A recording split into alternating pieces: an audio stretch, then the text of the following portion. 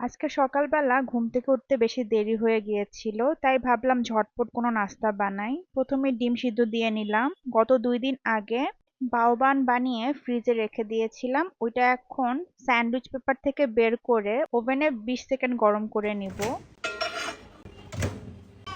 নাস্তা করতে করতেই দেখলাম আমার সোফাটা চলে এসেছে। এই সোফাটা আমি হাতুল থেকে অর্ডার করেছিলাম 15-16 দিন আগে। এটা ওরা হোম ডেলিভারি দিয়ে গেল। 3 সিটের একটা সোফা কিনেছি আমি। সিঙ্গেল আরো 2টা সোফা আমার লাগবে, ওগুলো আমি অন্য কোথাও থেকে কিনবো।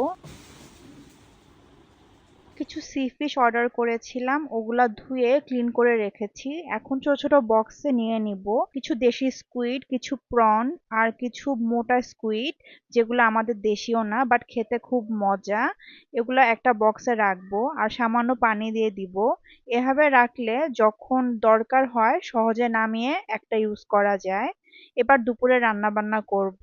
দুপুরে রান্না বান্নার জন্য আজকে ভাজি, কলা ভর্তা আর মাছ ভুনা করব। যাদের আয়রনের ঘাটতি আছে তারা কলা সোলকা সহ খেতে পারেন। আগে আমার আম্মু ছোলকাটাও আমাকে ভর্তা বানায় দিত, খেতে ভালোই লাগতো। তো আজ এই পর্যন্তই। আল্লাহ হাফেজ।